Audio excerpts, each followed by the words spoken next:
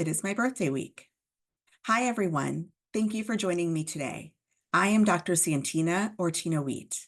I'm a family physician and a career and life coach dedicated to helping healthcare workers find their purpose, balance, and joy, especially those who are facing or wanting to prevent burnout.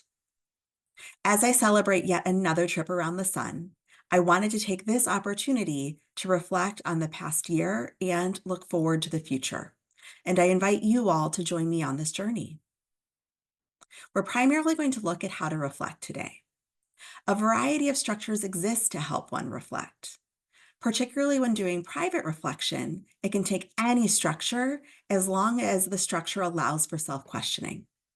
One easy method of reflection utilizes 3 questions: what, so what, and now what? This framework encourages one to think about an experience, its implications, and what that means for the future. First, let's take a moment to look back and ask the question, what? Here are a few additional thoughts to help with the question, what? You can describe the experience or experiences. You could ask what happened and ask who was involved and what was the outcome.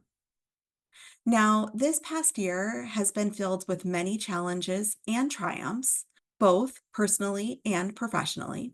This past year has been filled with many challenges and triumphs, both personally and professionally. One of the key lessons I have learned is the importance of resilience. Healthcare workers, like many of you, have faced incredible challenges and have shown remarkable strength. In the past year, resilience was certainly something that was tested. Like many of you have no doubt experienced, I did work in a setting that did not have enough clinical support staff for a lot of the time. We were worried about changes in healthcare finances, and there was a lot of conversation about many changes within the organization. Even when you are 100% on board with the idea that change is for the better, it is still change and requires resilience. This year has had significant changes for me professionally. I have transitioned jobs. I left an organization that I had been with for 14 years, when including my residency training, to start a role at a new location and new organization. I am really excited about this move, and I know that it was the right decision, though transition is always hard. I also went through the process to become a coach in the areas of health, life, and career, which was a fair amount of training, but I am so excited to have the opportunity to help others, maybe to help you. This year, I also reflected on my own purpose and priorities, which helped guide my career transition in a way that was meaningful and that Tina of 10 years ago may have never expected.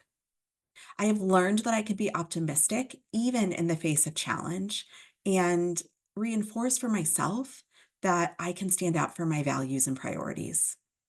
I even wrote down my own mission statement this year, something that I encourage you to also consider.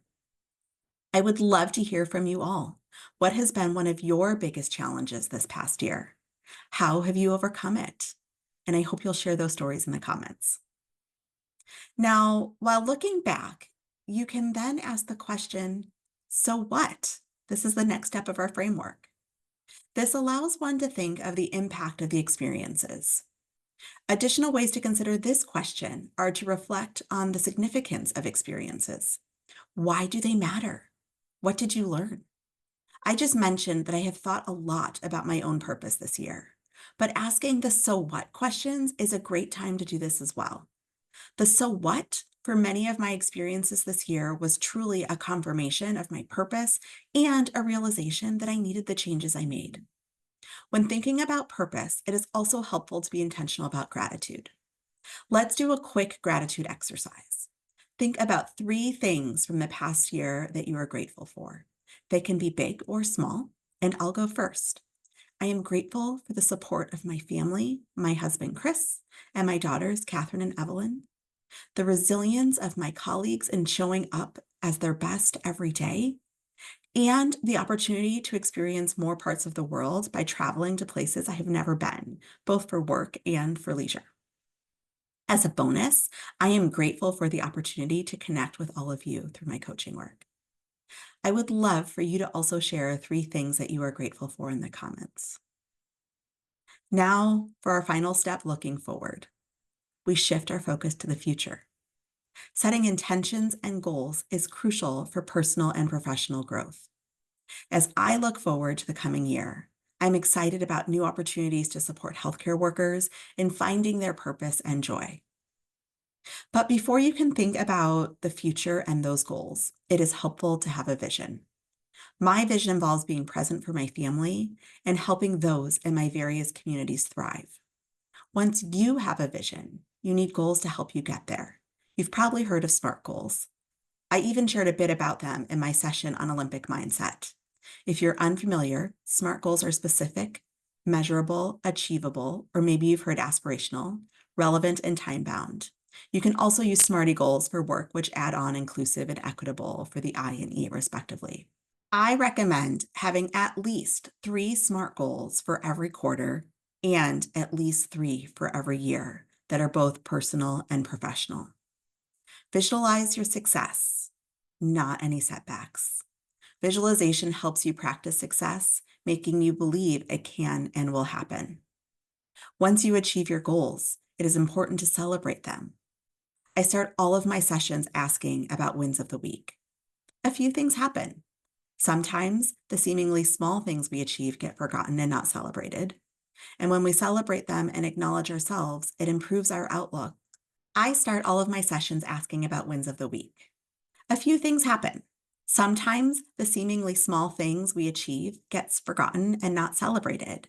And my clients inevitably say, oh, that doesn't seem like a win, but it truly is. When we get in the habit of celebrating those wins, and when my clients do, and they can celebrate them and acknowledge themselves, it improves outlook and gives the encouragement to achieve even more. I have a few goals that I have set up for this year. One goal surrounds the number of people I'm able to help as a physician, career, and life coach. Another goal is about setting a strategic plan within my new role. And then I have several that I have set up for my family. One is to ensure that we always have our next vacation, even if it is a mini vacation scheduled. And yet another is to spend time alone with my 3 main people, my husband, Chris, my older daughter, Catherine, and my younger daughter, Evelyn, individually at least twice per month. What goals have you set up for your next year? Do you set up goals only as resolutions on the new year? Or do you also choose times like birthdays to set some up? I invite you to share any goals you might have in the comments. Thank you for joining me today and for being part of this reflective and forward-thinking journey. The stories and goals that some of you have shared with me are inspiring, and I am honored to support you in any way that I can. If you are looking for more personalized guidance, feel free to reach out to me for coaching services. Let's make the next year our best one yet. Here is to a year of growth, balance, and joy for all of us. Happy birthday to me, and thank you for being part of this celebration. Until next time, take care and keep shining. Now, as you go back and reflect, remember our 3 questions. What? So what? And now what? Remember, excellence in healthcare isn't just about what we do. It's about how we approach our work with commitment and a positive attitude. If you found this helpful, please like and share this video. Follow me for more tips and inspiration on both Instagram and YouTube, and join our free Facebook group for ongoing support. Together, we can achieve greatness. Let me know what topics you would like me to cover in the future. Thank you again for joining me today. Keep pushing forward, stay resilient, and take care of yourselves. Until next time, stay strong and dedicated.